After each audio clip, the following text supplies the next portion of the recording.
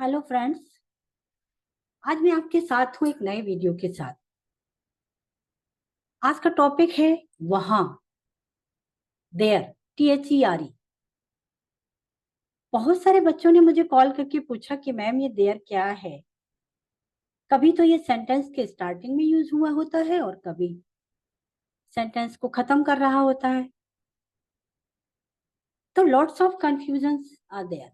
They have so many doubts regarding there, THERE। तो आज का हमारा यही टॉपिक है। आज हम इसके वेरियस यूजेस क्या हैं, बहुत सारे उपयोग क्या हैं, अंग्रेजी भाषा में आप देयर को कैसे, कहाँ और कब कब उपयोग कर सकते हैं। How to use there in various ways. मैं हिंदी और इंग्लिश दोनों में आपको बताऊंगी। और आई थिंक कि आज के इस वीडियो को सुनने के बाद आपका कॉन्सेप्ट बिल्कुल क्लियर होगा कि देयर क्या स्टार्टिंग में यूज होता है, क्या एंड में होता है, क्या इन बिटवीन भी हो सकता है। तो जुड़िए हमारे साथ, स्टार्ट करते हैं सेंटेंसेस को। किस तरीके से देयर के साथ आप बना सकते हैं। सबसे पहले आपको एक चीज मैं और भी क्लियर करना चाहूंगी। उससे पहले आपके दिमाग में ये क्लियर होना चाहिए कि THERE के बारे में बात हो रही है, THEIR देयर के बारे में बात नहीं हो रही है। ये डिफरेंस ये है कि देयर THEIR हम यूज करते हैं किसी के बारे में बात करने के लिए, जिसका कि हिंदी में मीनिंग होता है उनके, देयर। तो हम यहाँ पर उस देयर का उपयोग नहीं करेंगे, हम यहाँ उपयोग करेंगे THERE, जो कि प्रोनाउन की तरह यूज होता है, सब्जेक्ट की तरह यूज होता है, सेंटेंस को फिनिश करता है, एडवर्ब की तरह यूज होता है और किसी फीलिंग को, एब्स्ट्रैक्ट नाउन से रिलेटेड किसी मैटर को कन्वे करने के लिए इन बिटवीन भी यूज होता है, सेंटेंस के अंदर भी यूज होता है। मैं मेरी बात और बेटर वे में क्लियर करूंगी एग्जाम्पल्स के साथ। तो चलते हैं। देयर एज प्रोनाउन, देयर शब्द प्रोनाउन की तरह। जो एग्जाम्पल मैं आगे दूंगी वो चारों एग्जाम्पल मैंने यहाँ पर सब्जेक्ट के तौर पर देयर को किस तरीके से उपयोग करेंगे इसके बारे में हम बात करेंगे। आई थिंक आपके दिमाग में प्रोनाउन का डेफिनेशन क्लियर होगा। नहीं है तो मैं रिफ्रेश कर देती हूँ। Pronoun is a word which can replace noun. Noun को जो शब्द रिप्लेस कर सकते हैं उनको हम प्रोनाउन कहते हैं। अंग्रेजी भाषा में अगर कहें तो यही डेफिनेशन है, सिर्फ इतना आपको दिमाग में रखना है। अगर हम हिंदी में आपको बताना चाहें तो वो शब्द जो सर्वनाम है वो संज्ञा की जगह पर यूज किए जाते हैं। किसी भी नाम की जगह पे जो शब्द यूज किए जाते हैं उनको हम सर्वनाम कहते हैं हिंदी में, और प्रोनाउन कहते हैं इंग्लिश में। तो ये दिमाग में रखिए। आइए एग्जाम्पल देख लेते हैं। There is a boy in the park. There is a boy in the park. Park में एक लड़का है। अगर आप किसी को पॉइंट आउट करना चाहते हैं कि see there is something, there is somebody, there is a boy in the park, वहां पर एक लड़का है पार्क में, तो पॉइंट आउट करने के लिए आपने यहाँ पर देयर का यूज किया है। सेंटेंस का मीनिंग लगाइए। और आप ये तो देख ही रहे हैं कि सब्जेक्ट की जगह पर हमने देयर का उपयोग किया है। दैट मीन्स इन एग्जाम्पल्स में आप देखेंगे कि प्रोनाउन की तरह देयर का किस तरीके से आप उपयोग कर सकते हैं। There is someone at the door. There is someone at the door whom you don't know. Who is standing there? You are telling to somebody in your home कि go and check somebody is there. Someone is there at the door. कोई अगर आपके दरवाजे पर knock कर रहा है और आपको वो दिख नहीं रहा है, आपको अंदाजा नहीं है कि वो कौन है, तो आप अपनी फैमिली में किसी को कहते हैं कि जाके देखो दरवाजे पर कोई है। तो ऐसे सेंटेंसेस में भी आप सब्जेक्ट के तौर पे देयर का उपयोग करते हैं। There is someone at the door. There are so many toys in the basket. Number of things हैं बास्केट में, नंबर ऑफ टॉयज हैं, बहुत सारे खिलौने किसी बास्केट में रखे हैं। तो आपको सब्जेक्ट कहाँ से मिलेगा? आप सब्जेक्ट देयर को यूज कीजिए, बोलिए there are so many toys in the basket. उस बास्केट में बहुत सारे खिलौने हैं। There is nothing to eat on the table. Table पर कुछ भी खाने के लिए नहीं है। आप मैसेज कन्वे करना चाहते हैं कि आपको कुछ मिल नहीं रहा उस टेबल पर, तो आप, और आपको सब्जेक्ट की जरूरत है, तो आप कॉमन सब्जेक्ट के तौर पे इस प्रोनाउन का उपयोग करते हैं, there is nothing to eat on the table. इन सारे एग्जाम्पल्स के तौर पे मैंने आपको ये बताना चाहा है कि फर्स्ट सेंटेंस में कोई पॉइंट आउट करने के लिए कि कोई वहां पर है। सेकंड सेंटेंस में आप देख सकते हैं कि जिसे आप देख नहीं पा रहे हैं और वो आपके दरवाजे पर नॉक कर रहा है, तो ऐसे केसेस में भी हम देयर का यूज करते हैं सब्जेक्ट के तौर पे। थर्ड सेंटेंस में देखिए कि बहुत सारी चीजें, बहुत सारी टॉयज हैं बास्केट में, और आपको बताना है किसी को, ये स्टेटमेंट है, ये असर्टिव सेंटेंस है जिसमें कि आप देयर को सब्जेक्ट के तौर पे यूज कर रहे हैं। फोर्थ सेंटेंस में देखिए आप, there is nothing to eat on the table. कोई प्रेजेंट नहीं है चीज खाने की टेबल पे। आपको ये जानकारी देना है किसी को कि टेबल पर खाने के लिए कुछ नहीं है, तो आप अपने मैसेज को कन्वे कर रहे हैं, अपनी बात को कन्वे कर रहे हैं कि मैंने चेक किया है टेबल पर कुछ भी खाने के लिए नहीं है। तो आप अपने मैसेज को कन्वे करने के लिए, किसी को पॉइंट आउट करने के लिए, कोई वहां पर है ऐसा जो कि आपको दिख रहा है, कोई ऐसा जो कि आपको दिख नहीं रहा है, और बहुत सारी चीजें किसी एक जगह एकत्रित हैं, इसकी जानकारी देने के लिए आप सब्जेक्ट प्रोनाउन की तरह देयर को यूज कर सकते हैं। नेक्स्ट देख लेते हैं, sorry, use for something exist. ऐसी चीजें जो हमारे यूनिवर्स में एग्जिस्ट करती हैं, उनके बारे में भी हम देयर के माध्यम से बात कर सकते हैं। कैसे करेंगे? ये रेयर सेंटेंसेस मैंने आपके लिए कलेक्ट किए हैं, हर सेंटेंस अपने आप में अलग है। Something is there on the table.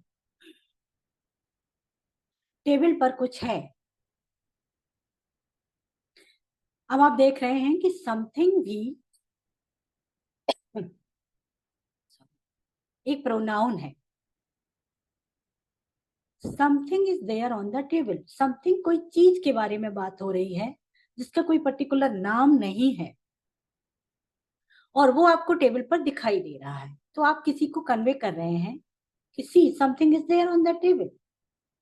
अगर आप अपना सेंटेंस सी के साथ शुरू करते तो ये इंपरेटिव सेंटेंस हो जाता, बट हमने इसको यहाँ पर असर्टिव सेंटेंस के तौर पे आपको बताने की कोशिश की है कि something is there on the table. कोई पॉइंट आउट कर रहा है कि टेबल पर देखिए कुछ है। There is nothing to talk about. ऐसा कुछ नहीं है जिसके बारे में मुझे आपसे बात करनी है।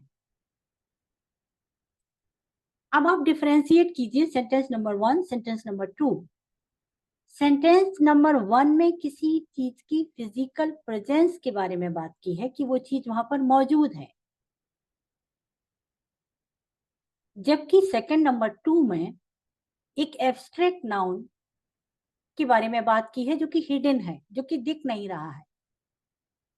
अगर आप किसी से सपोज पूछते हैं कि क्या है, क्या मैटर था, और वो बंदा उसके बारे में बात नहीं करना चाहता, वो उसके बारे में आपको कुछ बताना नहीं चाहता, या उसकी नजर में वो मैटर आपसे रिलेटेड नहीं है, या वो मैटर इतना सीरियस नहीं है, और या वो आपको बताने की जरूरत नहीं समझता, इन तीनों ही केसेस में इस तरीके से आपसे कहेगा there is nothing to talk about. कुछ है ही नहीं उस बारे में बात करने के लिए। तो आप देख सकते हैं ये दोनों एक फीलिंग को दिखाता है, एक चीज को फिजिकल प्रेजेंस के बारे में बात करता है। थर्ड सेंटेंस देखिए, is there someone you want to talk with. Clear cut दिख रहा है कि ये सेंटेंस इंटेरोगेटिव है। एक तो इंटेरोगेशन मार्क आप देख सकते हैं। ऑक्सिलरी वर्ब हमने स्टार्टिंग में शुरू की है, देन हमने देयर का यूज किया है। सेंटेंस का मीनिंग लगाइए, is there someone you want to talk with? क्या वहां पर कोई है जिससे कि आप बात करना चाहते हैं? अब आप देखेंगे कि यहाँ पर समवन तो इसलिए यूज हुआ कि जो बंदा बात करना चाहता है या जिसके बारे में बात करना चाहते हैं उसको आप जानते नहीं हैं। और देयर का आपने यूज किया है सब्जेक्ट के तौर पे। Is there someone you want to talk with? क्या वहां पर कोई ऐसा है जिससे कि आपको बात करनी है? ये क्वेश्चन पूछा जा रहा है। नेक्स्ट अगेन देखिए सेंटेंस इंटेरोगेटिव में, is there anything in your mind to suggest? क्या आपके दिमाग में कुछ ऐसा है जो आप सजेस्ट कर सकते हैं? पहला किसी की फिजिकल मौजूदगी को बताता है कि कोई वहां पर है जिससे कि आपको बात करनी है, और दूसरा एक फीलिंग के बारे में बताता है, एक थॉट के बारे में, एक सजेशन के बारे में बात कर रहा है जो कि एब्स्ट्रैक्ट नाउन है। और फिर से मैं कहूंगी यहाँ पर हिडन एब्स्ट्रैक्ट नाउन है जिसके बारे में बात हो रही है। हिडन मतलब छुपा हुआ, फीलिंग में जो चीज है। अब कैसे, अब मीनिंग लगाइए सेंटेंस का, is there anything in your mind? क्या आपके दिमाग में कुछ है टू सजेस्ट, जो कि आप सजेस्ट करना चाहते हैं? कई बार ऐसा होता है बहुत सारी सिचुएशंस में डेली लाइफ में, आप किसी से कुछ सजेशन लेना चाहते हैं या किसी को कोई सजेशन देना चाहते हैं, और ये रेगुलर बेसिस पे हम लोग करते हैं। तो अगर आप वो ऐसा कुछ देख रहा है आपकी बॉडी लैंग्वेज से, आपके जेस्चर्स से, कि आपके दिमाग में कुछ ऐसा है जो उसे आप सजेस्ट करना चाहते हैं बट बोल नहीं रहे हैं, तो वो इस तरीके से क्वेश्चन कर सकता है, is there anything in your mind to suggest? कि आपके दिमाग में कुछ ऐसा है जो आप सजेस्ट करना चाहते हैं? तो you can differentiate both the sentences. In third one there is a physical presence, in fourth one there is a abstract noun, hidden abstract noun, a feeling about you are talking, जिसके बारे में कि आप बात कर रहे हैं। आइए फिफ्थ सेंटेंस देख लेते हैं, there was something I wanted to object. Again यहाँ पर एक हिडन फीलिंग की बात की गई है कि उसे वहां पर कुछ गलत लग रहा था जिसके बारे में उसे ऑब्जेक्ट करना था, जिसके बारे में वह अपना विरोध जताना चाहता था, उस मैटर को अपोज करना चाहता था। अब आप देखेंगे कि सब्जेक्ट के साथ ही हमने इसको देयर से यूज किया है सेंटेंस को, और there was something, something again hidden abstract noun की बात हो रही है, एक फीलिंग की बात हो रही है कि वहां पर कोई ऐसा मैटर था जिसको कि उसे अपोज करना था, और उस समय उसने कुछ नहीं कहा, लेकिन अब इस फीलिंग को वो जता रहा है कि देयर वाज समथिंग, वहां पर कुछ था, आई वांटेड टू ऑब्जेक्ट, जिससे कि मुझे, जिसको कि मुझे अपोज करना था, जिसका कि मुझे विरोध करना था। There is a chemistry between them which all can feel. अब यहाँ पर जो बात हो रही है इसकी मीनिंग ये है कि there is a chemistry between them, उन लोगों के बीच में एक कनेक्शन था, विच ऑल कैन फील, जिसको कि सभी लोग महसूस कर रहे थे। अब आप देखें, सॉरी कर रहे हैं, there is a chemistry between them, उनके बीच में कनेक्ट था। कनेक्ट क्या था? कनेक्ट को आप नहीं बता सकते क्योंकि एब्स्ट्रैक्ट नाउन है, ये एक फीलिंग है। आपको पता है कि एब्स्ट्रैक्ट नाउन क्या होता है? मैं रिफ्रेश कर देती हूँ, नहीं तो आप और ज्यादा कंफ्यूज हो जाएंगे और डाउट्स क्रिएट कर लेंगे। एब्स्ट्रैक्ट नाउन वो फीलिंग होती हैं जिनको कि हम महसूस कर सकते हैं, लेकिन उनको एक्शन में नहीं देख पाते, उनको चलते फिरते टच कर नहीं सकते, आंखों से देख नहीं सकते, उनको छू नहीं सकते, केवल उनको महसूस कर सकते हैं, फील कर सकते हैं। ऐसी सारी चीजें एब्स्ट्रैक्ट नाउन कहलाती हैं। एग्जाम्पल के तौर पे happiness, sadness, guilty feeling, doubts, ये सारी चीजें एब्स्ट्रैक्ट नाउन के अंदर आती हैं। तो मैं फिर से अपने सेंटेंस पर आती हूँ। दो लोगों के बीच के कनेक्शन को फील किया जा रहा था, there is a chemistry between them, which all can feel। तो इस तरह के सेंटेंसेस में भी हम सब्जेक्ट के तौर पे देयर का यूज करते हैं। किसी फीलिंग के बारे में बात करनी है हमें, तो हमें सब्जेक्ट ढूंढने की जरूरत नहीं है, there is already there. There वहां पर ऑलरेडी है, सब्जेक्ट के तौर पे आप यूज कर सकते हैं easily. There is no point to discuss about it. There is no point, इसका डिस्कस करने का कोई मतलब नहीं है। ऐसा आप तब कहते हैं कि किसी बात का डिस्कशन कंप्लीट हो गया है और उससे आउटपुट निकल चुका है, और फिर भी कोई आपसे उस बारे में बात करना चाहता है, तो आप कहते हैं there is no point, there is nothing, there is no point to talk, there is no point to discuss about it any more. So there is a flexible subject, I am trying to tell you, a pronoun easily you can use. There is a little water in the glass. There is a little water in the glass.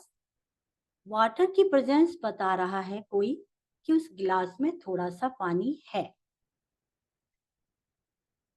गिलास में थोड़ा सा पानी है, ये बताने के लिए देयर को यहाँ पर सब्जेक्ट की तरह यूज किया गया है।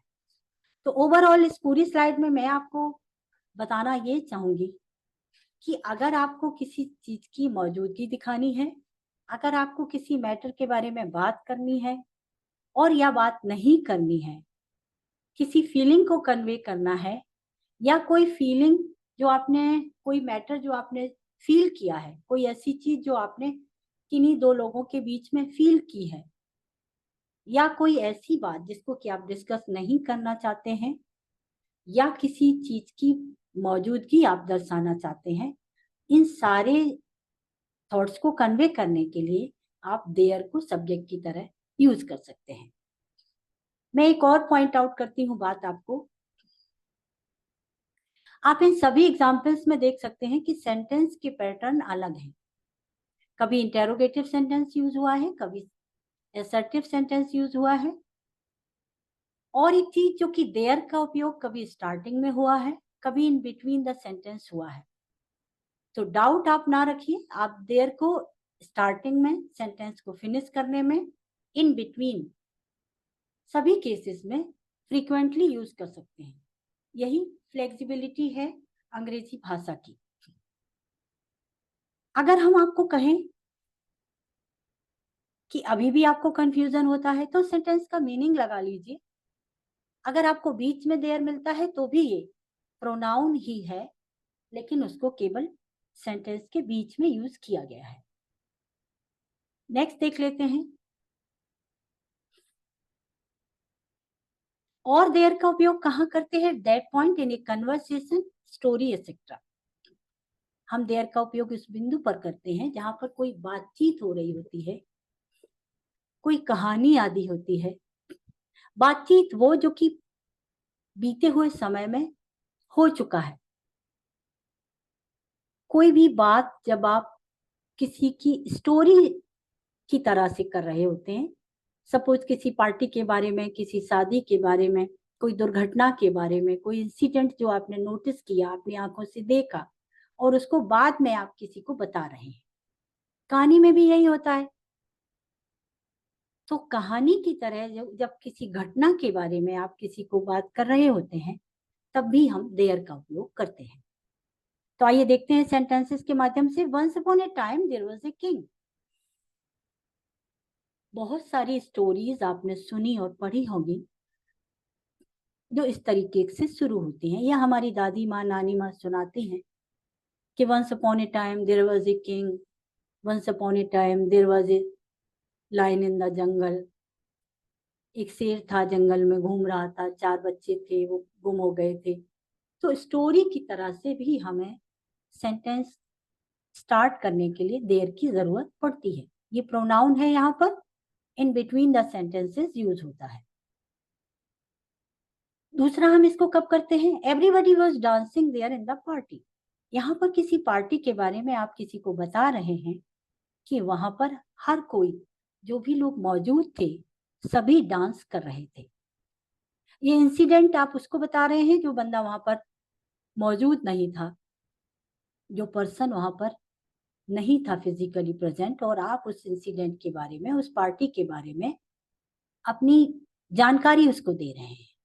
तो everybody was dancing there in the party. एक इंसिडेंट के बारे में आपने बात की, तो हमने यहाँ पर देयर का यूज किया। There was nobody to attend the guest at the gate. एक दूसरी बात आपने उस पार्टी के बारे में बताई कि गेट पर कोई भी मेहमानों को अटेंड करने के लिए मौजूद नहीं था, मेहमानों के स्वागत के लिए वहां पर गेट पर कोई भी नहीं था। अब तीनों ही सेंटेंसेस में सब मिलाकर ये है कि जब भी किसी की बारे में आपको बात करनी है, किसी थर्ड पर्सन को जानकारी देनी है या स्टोरी के फॉर्म में कोई बात बतानी है या स्टोरी सुनानी है, तो आप देयर का उपयोग कर सकते हैं। यहाँ भी ये प्रोनाउन है और इस प्रोनाउन को आप स्टार्टिंग में, एंड में, इन बिटवीन द सेंटेंसेस, तीनों ही केसेस में फ्रीक्वेंटली यूज कर सकते हैं। नेक्स्ट देख लेते हैं, यूज एज एडवर्ब। एडवर्ब की तरह भी देयर का उपयोग होता है। एडवर्ब क्या है मैं बताती हूं आपको। एडवर्ब है क्रिया विशेषण, काम करने का ढंग। इसका उपयोग हमेशा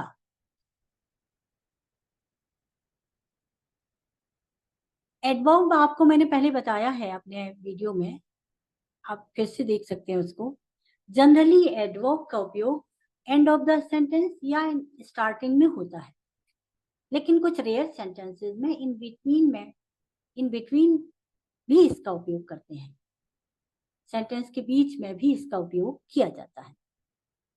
आइए सेंटेंस, अच्छा ये डिपेंड करेगा कि सेंटेंस का थॉट क्या है, सेंटेंस का मैसेज क्या है, मीनिंग क्या है।